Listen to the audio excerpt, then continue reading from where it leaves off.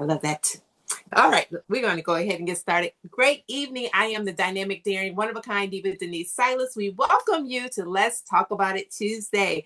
I'm excited to have our guest here. This hand, I would have named myself, proclaim myself to be her big sister. How about that? Yes.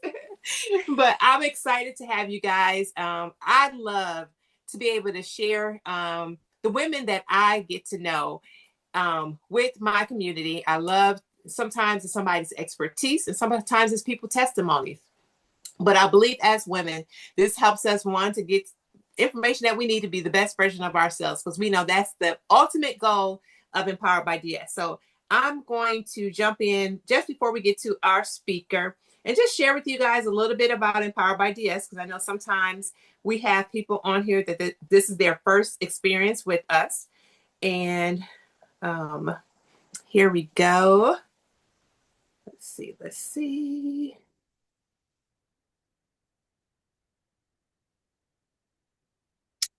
Figure one of these times, like I've had it maybe once or twice, I'm gonna have some music. I'm gonna set the atmosphere and all that kind of stuff. So I always tell people I'm working on being great. Today just gonna get good. How about that?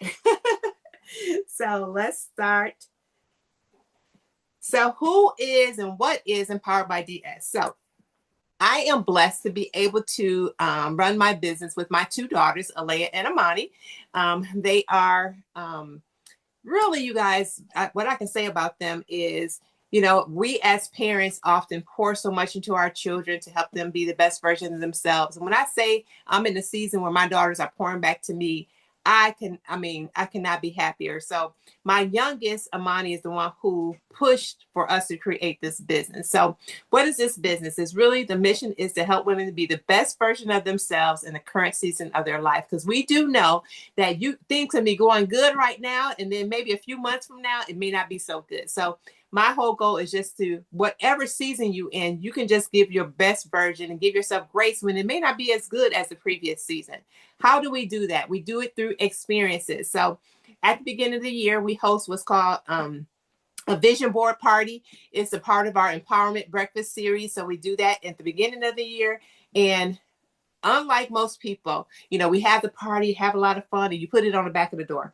That's not what we do here. The whole goal is through the year is keep you focused on the things that you want, that you say that you want. And then at the end of the year, we celebrate with a vision to victory party. So however you want to be celebrated, we are there to celebrate with you. So if you've ever been to one of our breakfasts or our vision of victory party, please put it in the chat. So that's our evidence that I'm not telling a lie. We really do have these things. Then we have, and that's Friday on your professional and personal development. Then we do what's called Divas Dinner and Dialogue. That's what I call more of the social self-care of things. So we have conversation about topics that matter most to us. And so we're building community, building confidence and connections through conversation. Our next one is on September 5th, and I'll talk about that in just a minute. So we do that. Of course, you're here at our Let's Talk About It Tuesday. So every single Tuesday, for the most part, we are here and with a variety of topics because my whole thing is to serve the whole woman. So your faith, your family, your relationships, your finances, your fitness, and your fun. Then we held our very first retreat this past April. We did a day away excursion to Nashville. So if you were there, put it in the chat. If you enjoyed yourself, really put it in the chat. But that was just our time to grab women away from reality, basically, to give them the time to relax, to reset, to rejuvenate with some other friends. So we did that. And then I'll talk to you a little bit more about the Field of Teal, which is in memory of my sister, and that's coming up in September. So in addition to those things, we have a couple other things. So the ones I just mentioned was what we call our signature events. But then we also, every year, I try to do a devotional where we can connect and build our faith spiritually. So right now, this year, we're focused on the 21 most powerful minutes of a leader's day. So we as women, I don't care if you lead people or not, you are a leader. So it's not all about the people at your job. You lead from, first of all, let's stop. We need to lead ourselves. We need to learn how to lead ourselves. So that's number one. but then you are impacting other people. And all leadership is influence, you guys. So we all have influence over somebody.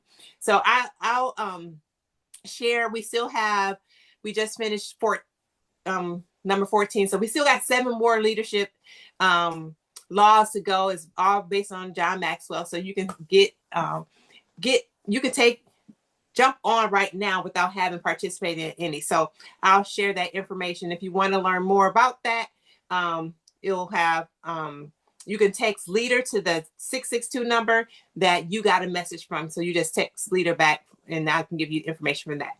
Also, we have a community on Facebook, so please join our community. The whole purpose of that community is just to create a positive environment. If you host stuff, have stuff, please share it there. I share our different events as a way for us to be connected, but also we want to be able to support each other as well. I'll tell you a little bit more about the subscription box in a moment.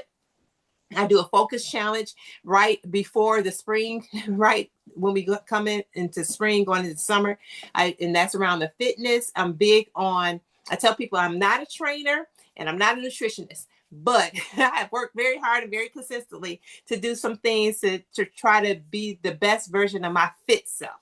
So I just kind of share those tips with you as well. So I do training and also do one-on-one coaching. And coming up in just a couple of months, we do our annual Adopt a Grandparent program. That's the way that I partner with people in the community, and we're able to service the Sacred Heart Southern Missions, the low-income seniors in Northern Mississippi. And we always have over 400 seniors that we are able to bless. So I will definitely, you'll be seeing information about that, and I hope that you will partner with us. So these are the things that we have going on currently. So I have been blessed. I don't know if it's called a blessing, but my family has deemed me to be the person to do the family trips. But the beautiful thing about it, we invite other people to come with us and travel with us. We have a great time. By the time you leave us, you family too. So we have that going on. Next year, we're doing a trip to cruise to Jamaica. So you can text travel back to that number and you can get more details with that. September 5th is our next Diva Dinner and Dialogue. When we do those, some of them are actually activity-based, and then some of it just our communication. Let me go back. And so this one, we haven't talked in a while, so I got some good topics to talk about. Also, we'll be acknowledging Ovarian Cancer Awareness Month, September, so that'll be, we're wearing teal for that event as well. But we're going to just have some good old-fashioned conversation, talk about it, eat about it, and have some fun and create connections with that. So you can text back DDD and get the details with that of how to get registered. And then mark your calendars, you guys, on September 23rd, a free event. My sister passed in 2011 from ovarian cancer. This is my 15th event I'm holding in her memory. But it's to bring awareness about ovarian cancer. It's my goal that one day ovarian cancer will get as much attention as breast cancer. So if we can just make a difference for one life, I'm still excited about it. So I hope that you will come out for that.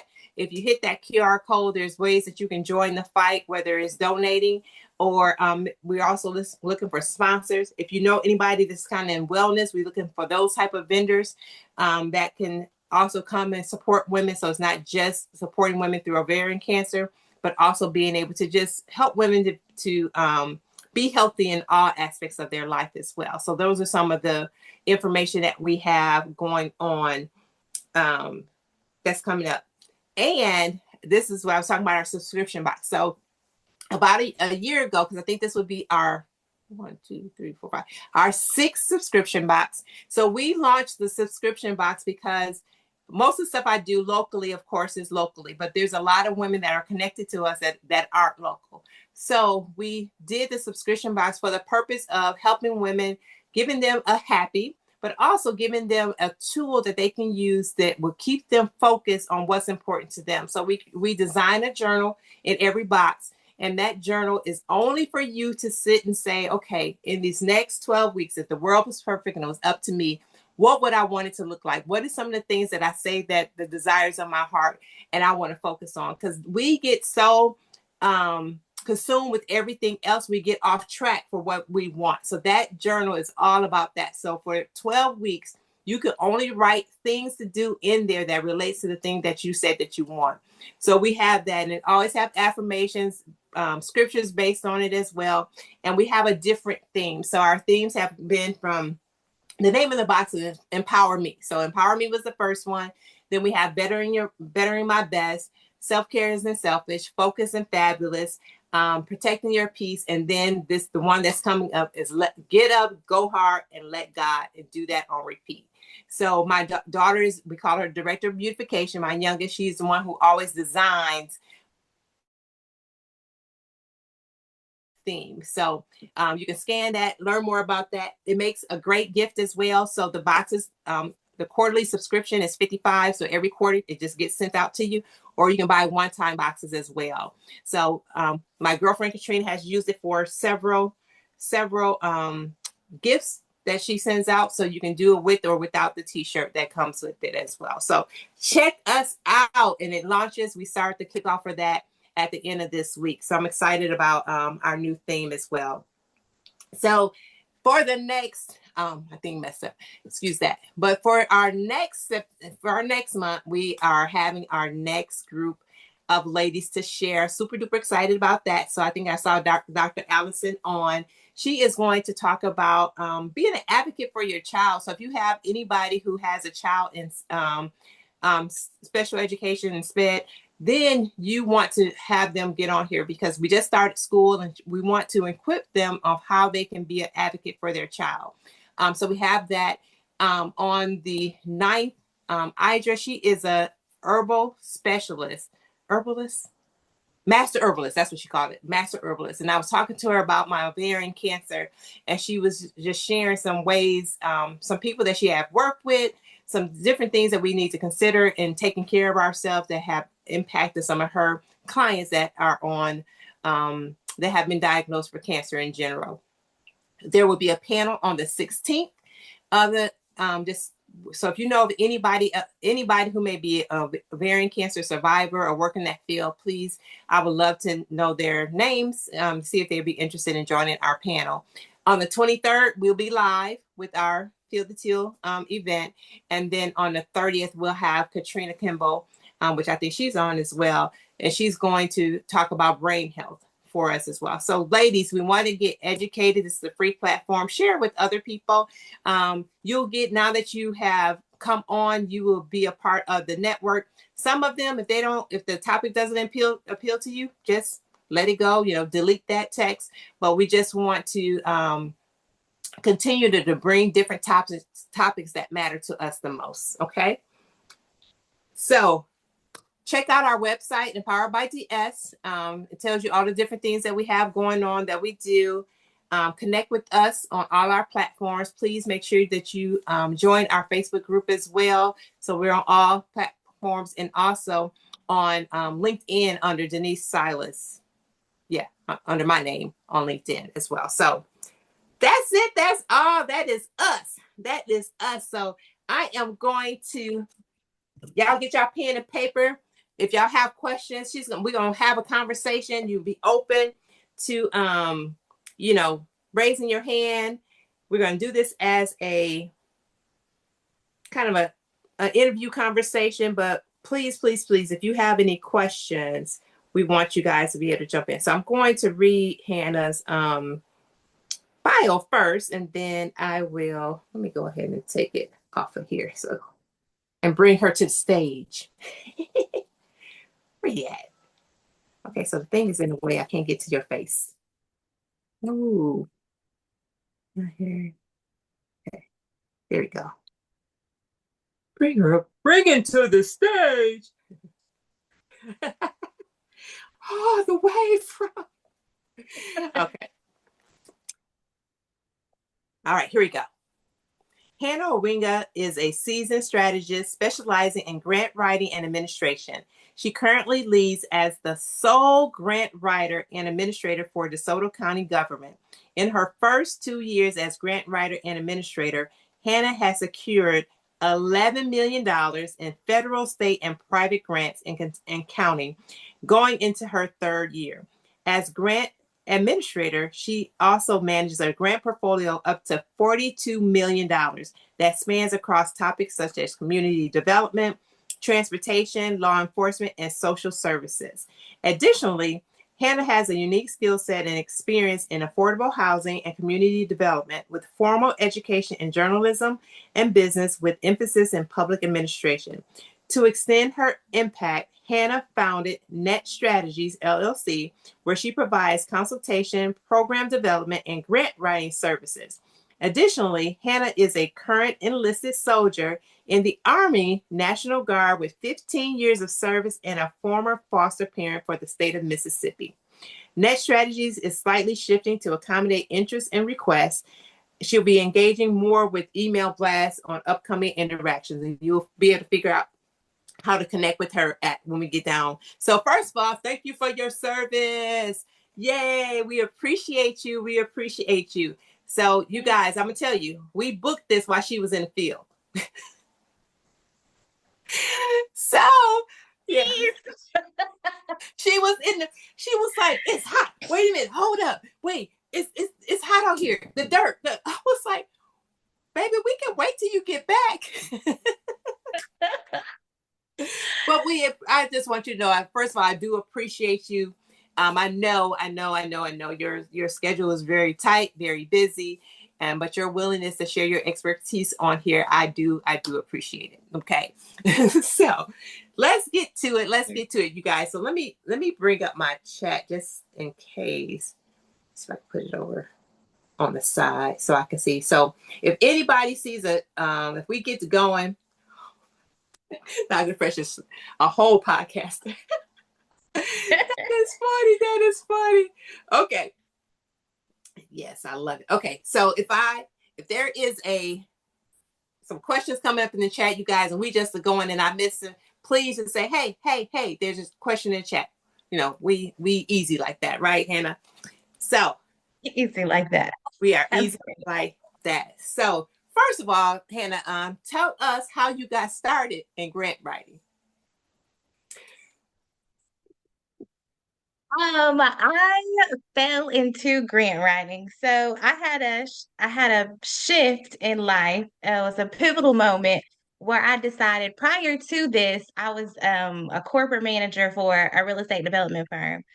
So I was bouncing around. I was in the airport, I was in different cities, probably Monday, Monday through Thursday, sometimes the whole week. And so I decided that that wasn't going to work anymore. I adopted my daughter, and that whole process took a shift in our house. And so I decided that I wanted to do something that was local. I didn't want to travel anymore. So I applied for DeSoto County. I was like, let me apply for the planning department. I'm thinking, let me continue community development. I really like that. You know, I can do something in planning. And the planning director, love him. He's also my church member, but he sent my he sent my resume to the CFO who was hiring for a group administrator. And I went in for the interview and we just clicked. She just said, "Well, you have a journalism background. You've worked with the federal income before, so you can do this." So I did. And I've been doing it ever since. So in a couple of days, I'll be knocking on year 3. And so it was the best decision I made. Wow. So what have you enjoyed the most about being a grant writer? I love all the connections. So at my core, I still have that journalism mind. I love interacting with people one on one, asking what's going on. I love to problem solve, how to fix things. I love a lot of times people do such great work, but they don't know how to highlight themselves. They don't know how to highlight or say certain things, tweak certain things. So I love to hear the underdog or hear their stories about all these great things that they're doing and really tweak it in a way where people can hear it from another perspective. I really love doing that. Mm-hmm. Um, I just love talking to the folks, really, and making the programs work. Gotcha. Some of Oh, these programs without the grant funding would not be existing. So, mm. So let's get into it. Let's get into these myths that. So I talked to Chitita, Chat GPT. Oh Lord. So I was like, well, give me some of the common myths, because I think some of it is lack of understanding, like lack of knowledge, right? Um, so I was like, let me see, and some of them I was like, you so right, Shatita, you are right, girl, you are right. So Let me see what let's. Shatita had to say. So her first thing was grants are free money with no strings attached. Ooh. False. There are all the strings attached. I think you grants at their core, it's a collaboration. So you're entering an agreement with the funding agency. So once you get that money, you have an obligation to do what you said you were going to do. So you have to report, you have to send those highlighting stories. You've got to definitely engage. You have to hit the marks. And a lot of times it's not just a one and done. You may think that, okay, well, I got $10,000 for a startup, but they want to see how you sustain even after you've spent the money. So you may spend that $10,000 in the first 6 months. Okay, well, they still want you to continuously report and check in even after the fact, sometimes 1 or 2 years later, depending on what the agreement was. So absolutely strings attached. Y'all are besties forever once you once you get that money. So it sounds like you got to really understand what the requirements of the grant is. Yes, yes, yes. And sometimes, depending on um like the easiest way to go about it is to connect with your local folks because you got less people to beat, right? When you're going up for that federal money, it's you against the whole country. But when you go with that local money and you're doing state funds, you don't have to it's again it's you have a better shot at it. So a lot of times those are the folks that they're picking up the phone and they're having conversations with you, and they are the ones that are really actively invested. And so yes, they want to continuously report and highlight you and share you um even after the fact. A lot of times they'll do a an additional condition. So they may say, hey, I'm interested in your program, and this is, these are the terms and agreement, but also do this.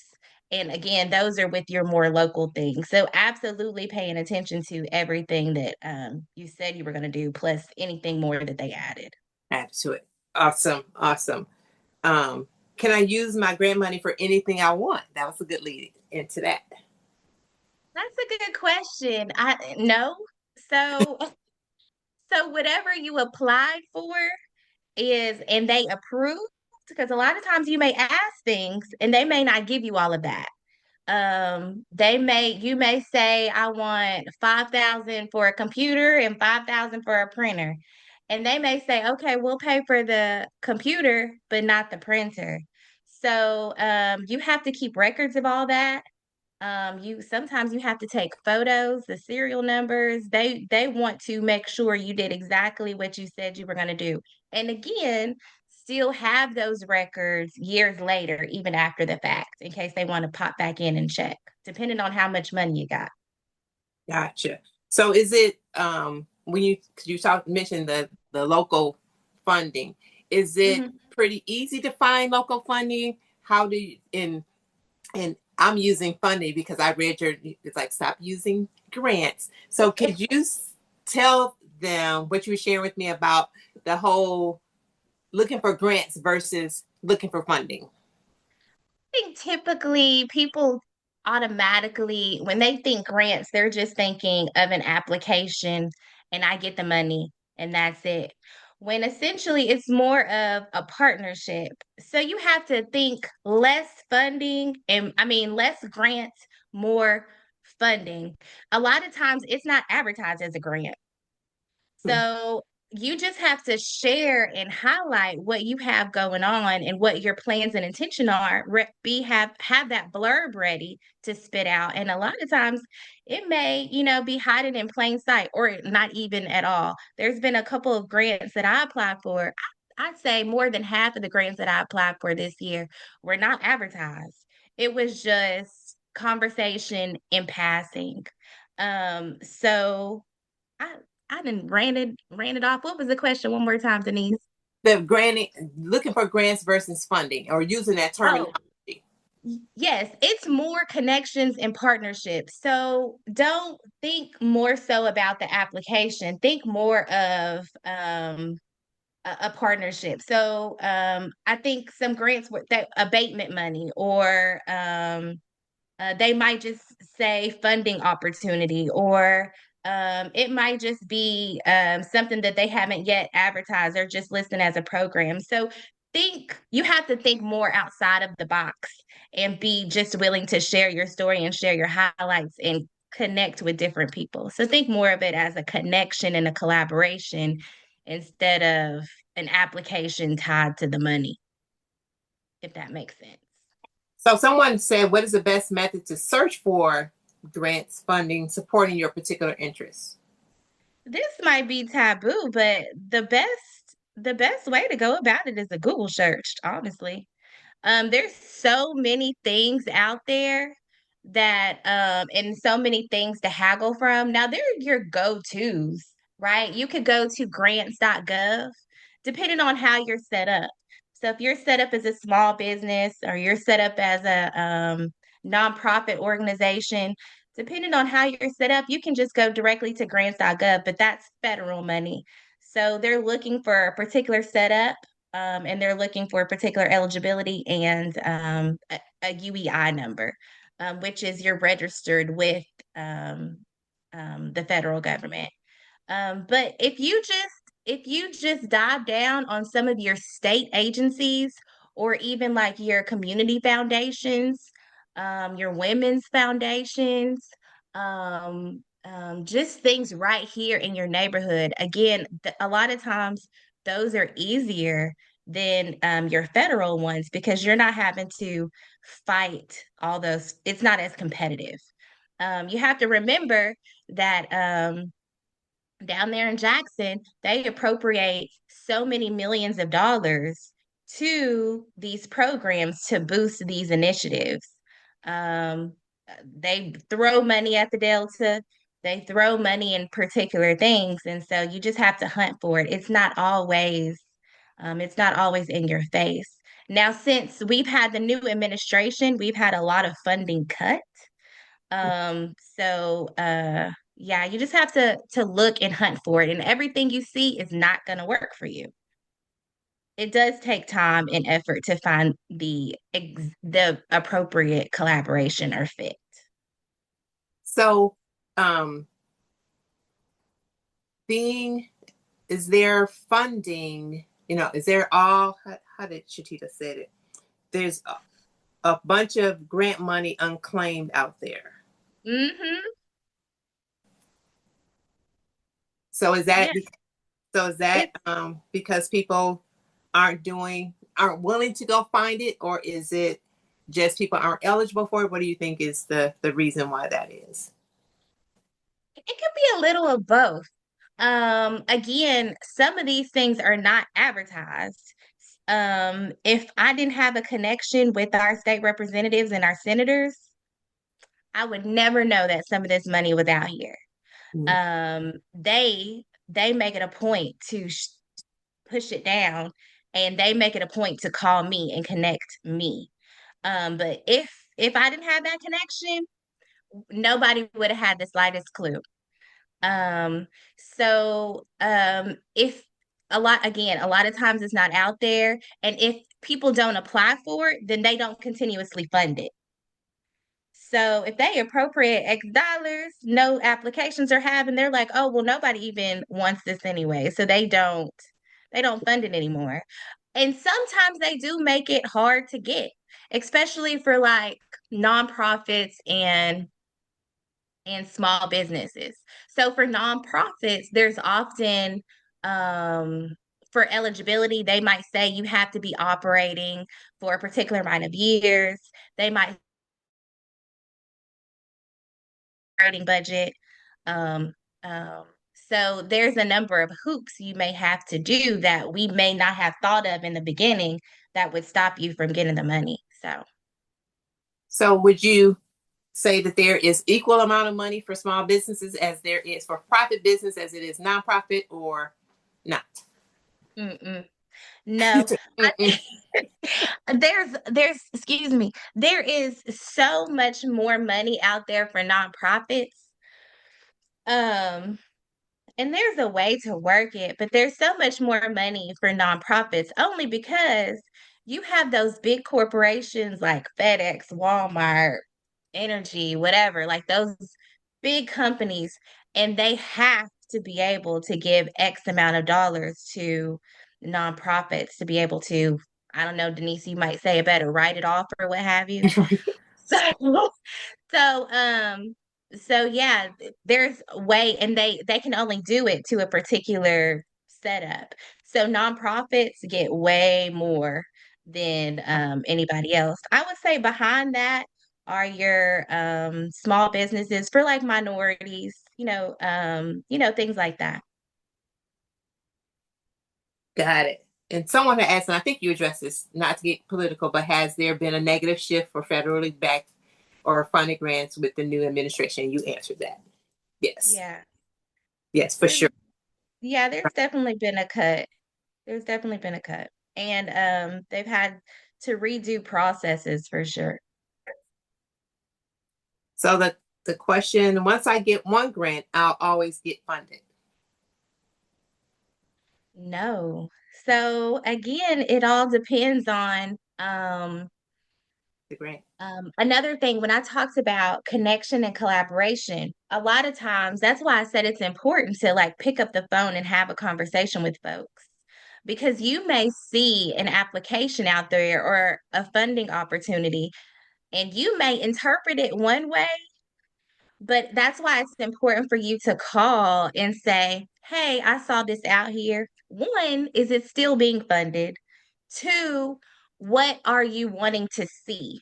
Because a lot of times they may get hundreds of the same application, but in order to make yours stand out, you may have picked up the phone and said, what do you want to see? So you're able to tweak your application to cater to the type of projects they're interested in funding that year and what they may fund may change from year to year. And so again, it's important to keep that connection and that partnership because you have an in. Once they see that y'all are scratching each other's back, they're funding a project that they wanted to see funded, and you're doing well. They'll make sure that those communication lines are open, and they will give you a heads up on future years and continue to fund you. If those funding agencies cannot reach out to you, they do not have a good line of communication and you're not doing XYZ, they will not fund you.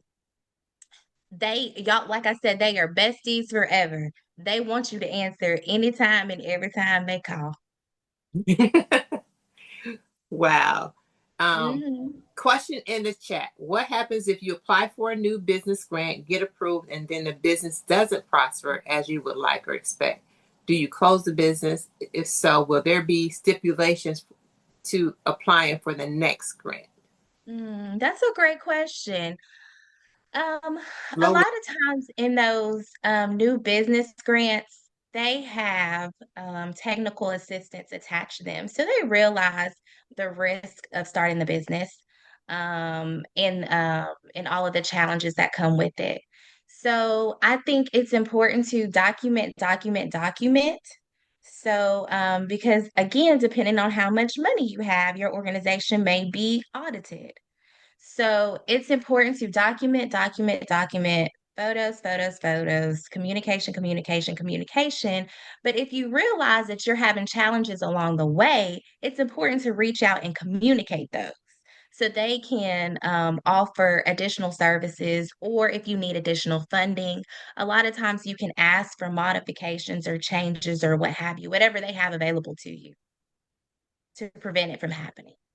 So Great communicate. question. Don't wait till it's all, Yes. they're bad, but Yes. communicate. And a lot of times they can tell too. So when you're doing that reporting, right? Those program managers are supposed to be dialed in to see what your progress and what your performance is. Um, Surely you would have had particular milestones to meet, and if you're not meeting those milestones, hopefully they would step in um, to make some corrections too.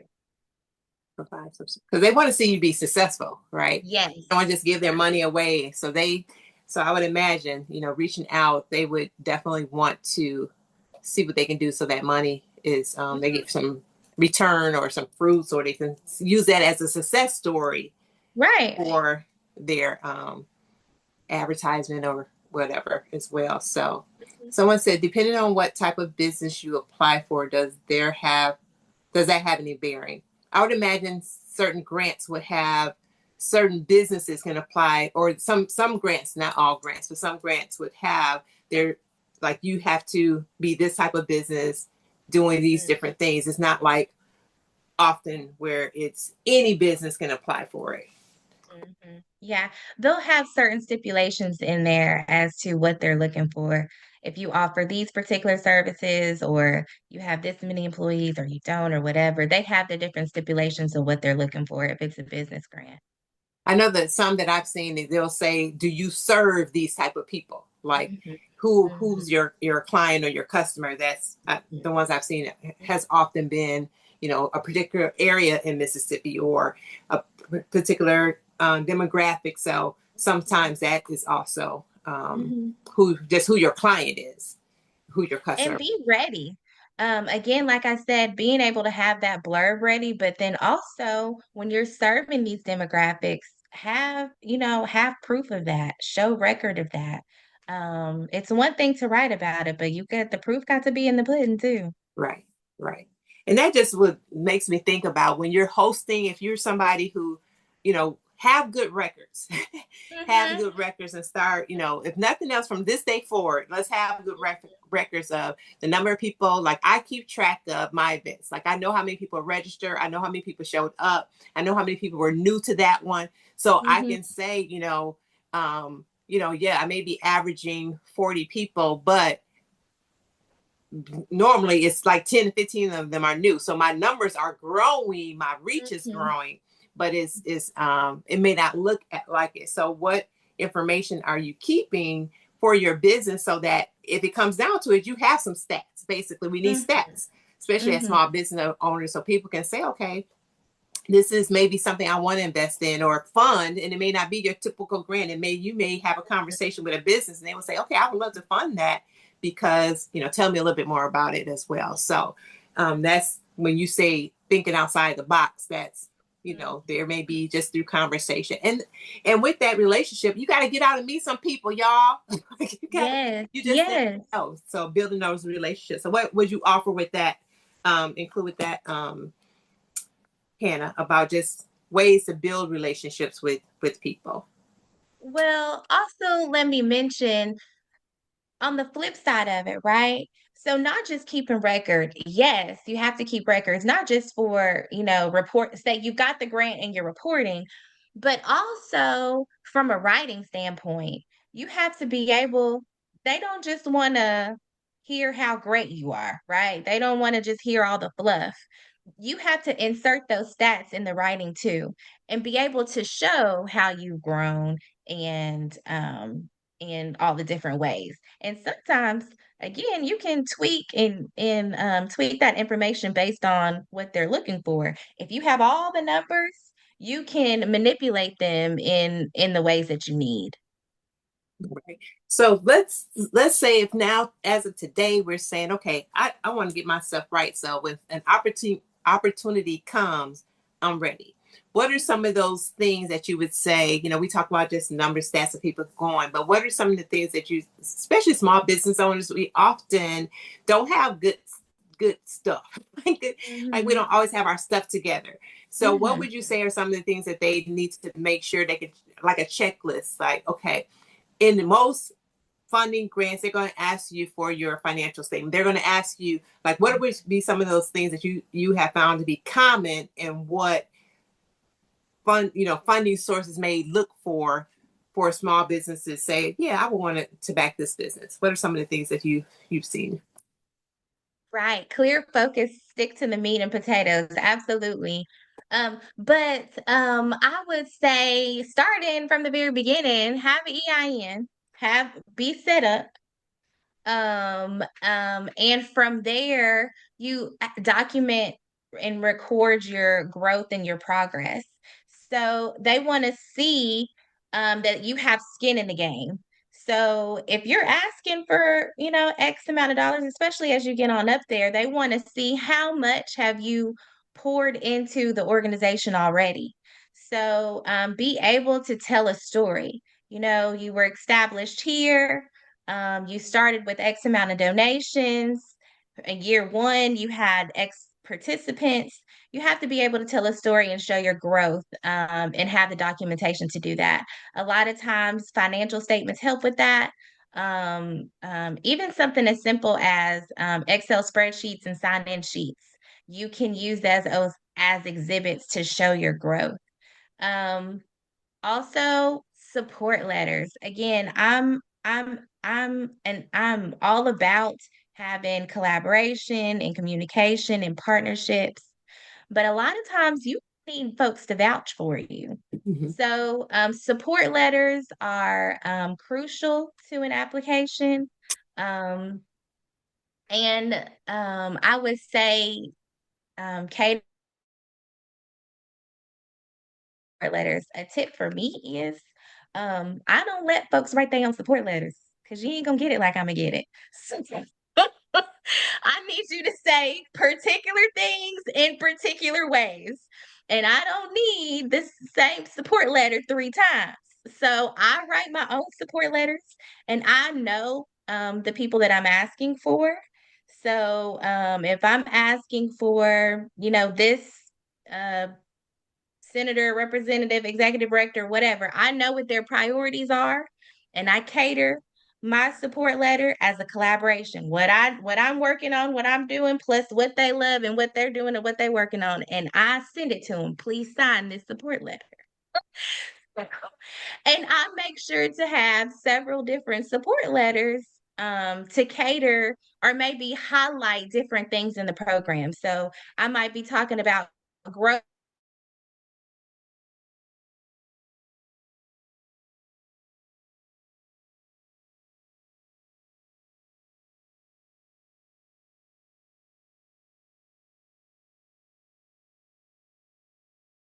is make a template and share it and blast it everywhere. No, these folks do not want a cookie cutter thing. I think it's great for you to have a snapshot and a template to be clear about what you're doing, to be clear about who you're serving and your missions and your values and all of that. But when you're reaching out to individual people who could potentially fund you, what are their priorities? Right. Because again, it's a partnership. So how can we work together and tweak what you already have towards what they're looking for too? So again, support letters, the basic setup, EIN, records, all of that, and having a good blurb on standby are the very basic things to make sure that you are ready. So one of the things that I've been just trying to increase my presence on is like LinkedIn. Mm-hmm. I know we have social media across the board. Do you Mm-hmm. think that plays any part of people trying to verify you, or looking for um, just to see if you're somebody they want to support? Like, how do you position yourself? Do you think that's important? Absolutely. Absolutely. Now, sometimes I have a couple different side hustles when it comes to grants, right? So sometimes I also grade grant proposals. Most recently, I worked for USDA. They finally released funding, and so I'm on their panel review, which is I'm helping several others grade about 300 applications and ranking them and all of that to be able to see who's getting funded. Um, but on those applications, we're looking for, to Dr. Oliver's point, the meat and potatoes, and we're going to those websites. So absolutely, they want to see that what's out there is supported by what you wrote. And again, it's another version of a support letter. It's the public vouching for you. So absolutely, they're going to look at it. They're going to look you up even if you don't have it on the paper. Gotcha, gotcha. So how we are representing ourselves, how are we representing ourselves? Is very Absolutely. someone said, what about starting brand new with only EIN or just business license? Um, That's that's perfectly fine. You just make sure you find the funding opportunities catered towards startups. So find the one that works for you. how do you navigate IES NSF grants versus for-profit grants? I find tons of nonprofit grants and IES/NSF grants, but struggle to find the ones that allow you to earn money in your business. I need profit grants. Explain it to me. I think I'm lost.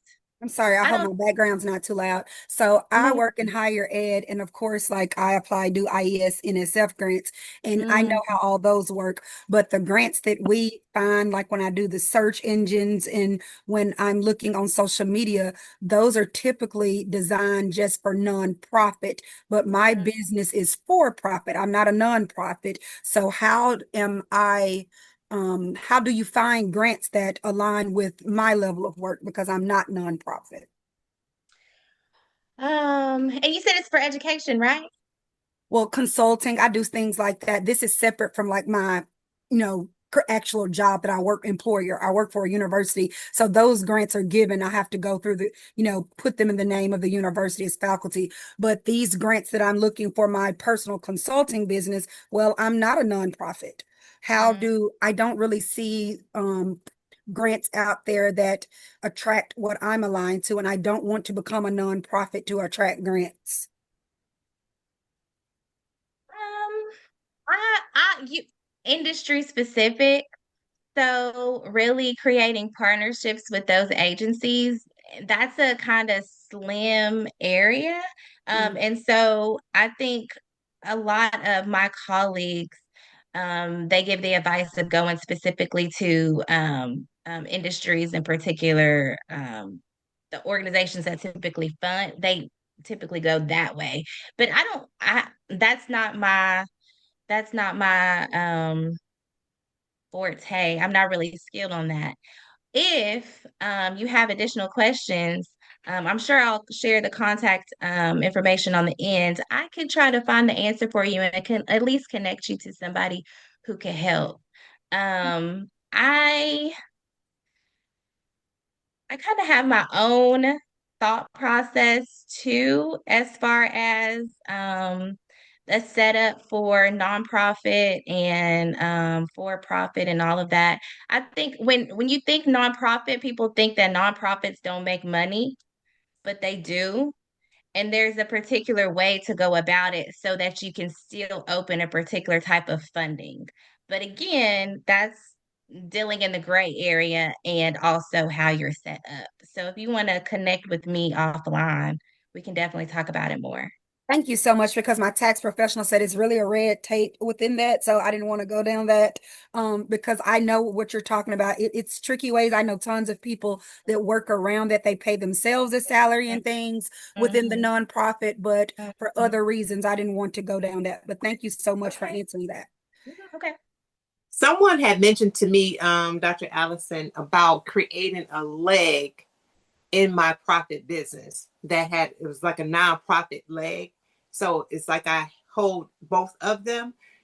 So to open myself up for potential additional funding because of the nonprofit arm. So I still have the profit side of the business, but I have a nonprofit arm as well. And she does it, but just have to get the understanding of how it works. But she did share that with me. She was like, no, you can have both. And then the fact that, because I was like, well, how much would a person get paid? She said, well, you write in what the salary is, and it's based on the experience of the person as well. So definitely look into that, because I automatically thought nonprofit, that means cut off all my for-profit stuff, but it's just being able to set it up and you can have both under your business. Yes, but to your point, Dr. Oliver, it can be tricky, especially when you're applying for certain fundings. It can be tricky, and you have to be you got to know exactly what you're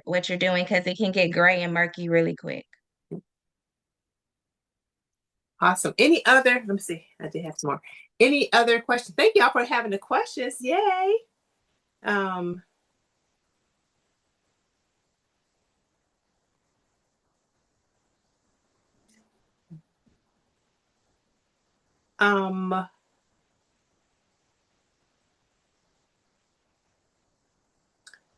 so with getting funding, making yourself an Desoto, I would encourage you guys, like, I'm now not a LinkedIn expert, but what I do know is, because I know I am master, I've been on Facebook forever. But when you start to make sure in your business or you as an individual, that what you say you want, that you are doing things to line up with where you're going to find it. If that makes sense. So I can post about all the great things I do all day on Facebook, but usually you don't see anybody coming to you about corporate related, grant related stuff as much on Facebook than the professional platforms. So be where you need to be. My point is, be where you need to be based on what you're trying to accomplish. So whether it's funding, go around the people that may have, when she mentioned, and I kind of forgot this, the community foundation. Do you go to the annual community foundation event that they have in January? Like, are you around the people that can possibly provide that local money? Are you getting connected with those people so that you can learn more about it? So we definitely want to put ourselves in the space and in the place to learn what we need to learn, right? And be around and kind of meet some of the people so that we can have some type of connections as well. What would you say to that, Hannah?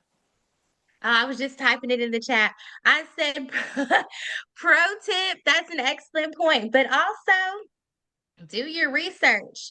If you're that's one thing about finding a grant. It's not just, oh, let me look at it Sunday morning. No, it's you do your research, you look at the organization, see what's gonna fit, see if the funding opportunity works for you.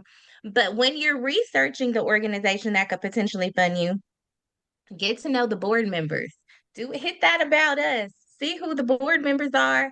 See what they're interested in, their priorities. Do y'all have any mutual connections? Is there a way for you to get in front of their face and kind of share who you are, this, one, and third? Because when you're submitting that application, if they're able to put a face with the application, or an organization with an application, that's half the battle.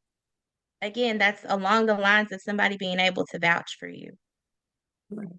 And if they have volunteering opportunities local to you, Yes. get in front of the people, get in front of the people as well. So awesome. So let me go. So what are some of the, because I know this is going to be one of these, but let me bring it up real quick. I think there's a couple. I think you already addressed some tips. There we go. What are some challenges in the grant writing process, finding grants? So I think we talked a lot about finding grants, but then you find the grant that you want, you're eligible for the one. What are some of the challenges you think that people or you have run into in the whole grant writing, that process, the application process? I think the writing is challenging. It's one thing to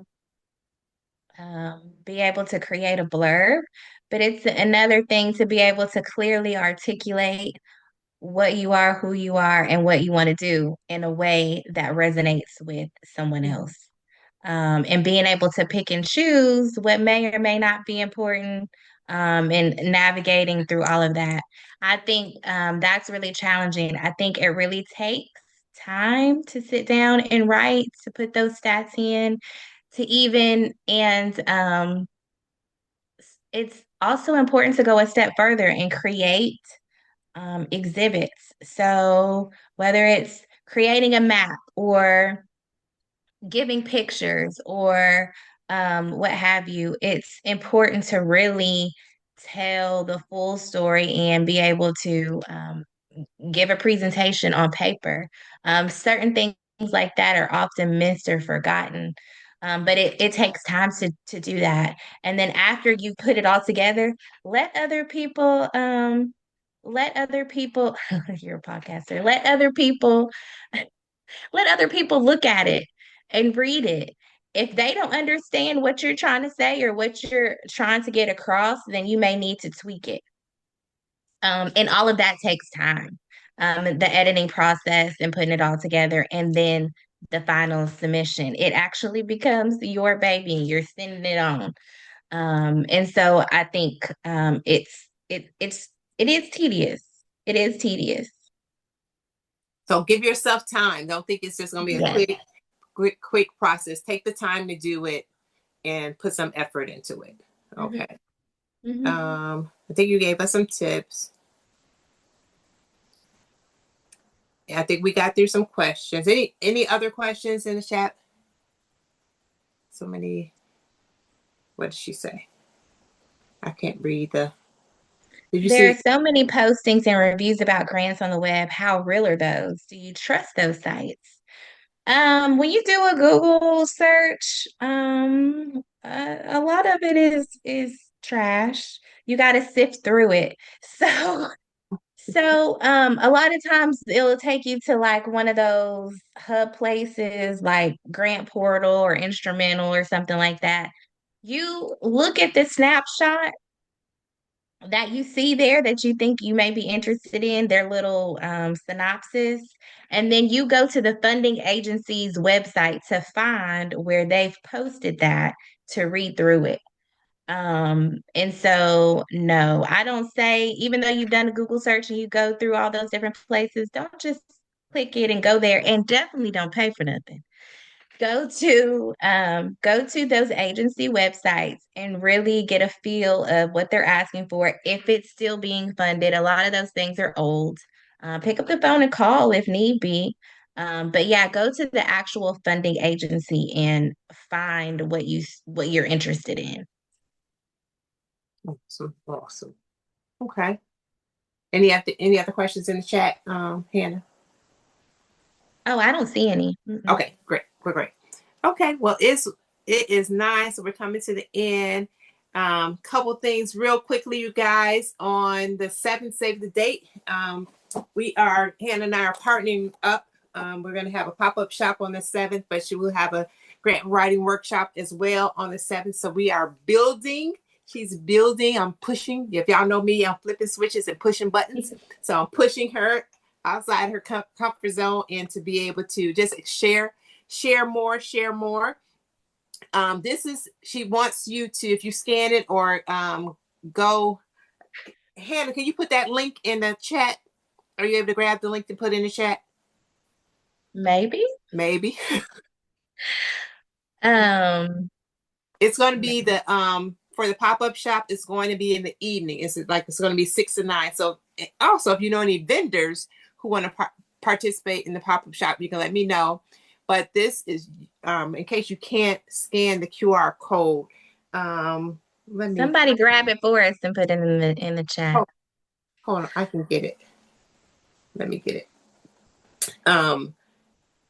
So easier, because sometimes people can't do the QR code. Let me get it.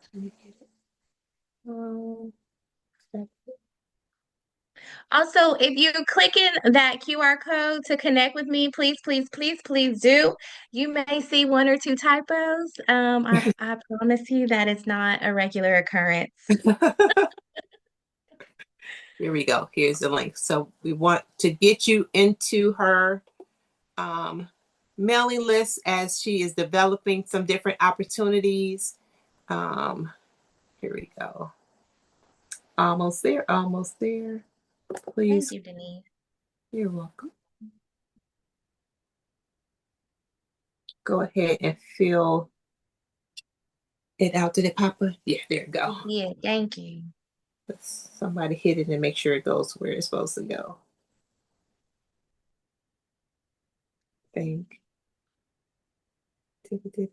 Yep. Okay, great. Great. Awesome. So give us a thumbs up if the information that she shared, if you found some value in it. Give us a thumbs up in the chat. Make some thumbs fly across the screen. I don't know how that happens, but thank you for the thumbs up that you found this information valuable. But so that's the link, the QR code. Also her the email, was it let me pull that back up again. netstrategiesllc at Gmail. Yes.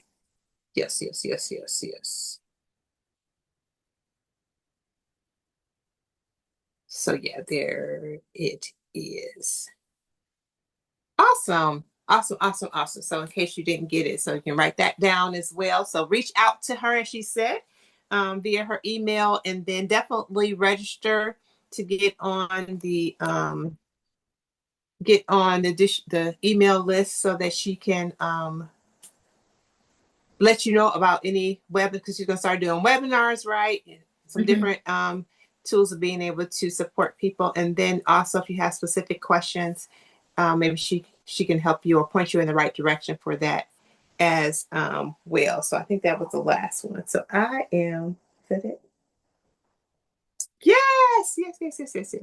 So thank you guys for getting on. Let me take us off the spotlight, because I always like to see who stayed with us. Remove the spotlight, because at the beginning you can never see.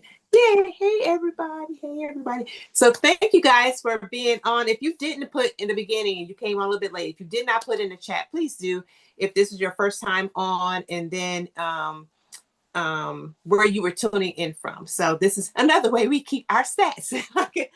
Like I like to know what's going on, if it makes a difference for us to continue to do this. Also, if there's some other topics that you would love for me to spotlight, please just text back that number, and you can share with me. We look for different people that can help us with those topics as well. Wonderful, LaShawn. Great. Tune in from Arkansas. Wonderful. But yes, hit us back, and we'll definitely try to do it.